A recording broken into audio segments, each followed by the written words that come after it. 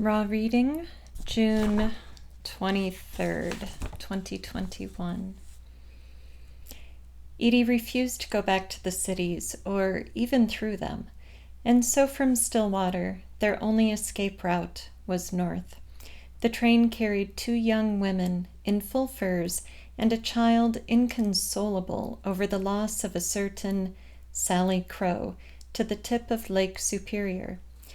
Duluth roared with industry and seemed not so very different from Stillwater, and at the same time a lion to the river town's tabby cat.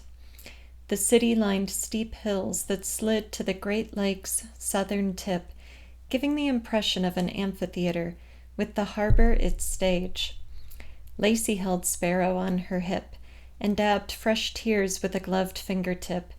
"Cry and sleep," she muttered. "Mamu could use a cry and sleep, I tell ya." "Sally Crow," Sparrow moaned. Someone bumped into Edie. She tottered forward, an apology already on her lips. The crowded platform swarmed with people. Their comings and goings seemed purposeful, their trajectories clear. Edie was lost. "Let's find our bags, kid. That's step one." Lacey strode forward, head high. Her posture, that of the factory girl venturing into Dayton's department store in her best dress and hat, demanding respect where none was assured. Lacey had taught Edie that day, lesson she all but forgot in the cozy seclusion of Blomhagen Manor. She followed Lacey, as desperate as that girl who had never bought a dress, and was just as likely to swoon from the certainty that she was all wrong in this world. Lacey shouldered her way across the platform, while Edie hurried to keep up. When she caught Lacey, she stood before a porter who looked dumbfounded.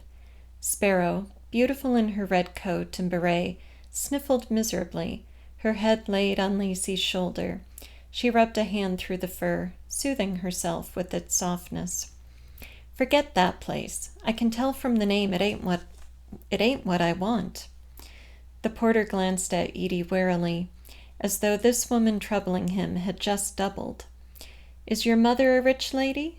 Lacey demanded. "Huh? No, ma'am." "So where would you send her?"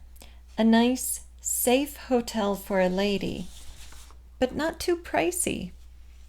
"Oh." The porter had become skilled at reading travelers based on wardrobe and manners. He made recommendations all day long. But this woman confounded him with her fine fur and catalog handbag, pretty child, and coarse speech. "The Duluth house, I suppose.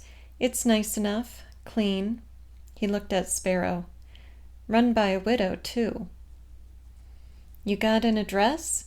He gave it, and Lacey marched away in pursuit of the luggage cart. Edie opened her handbag and extracted a dime for the young man, who felt as abused as he looked.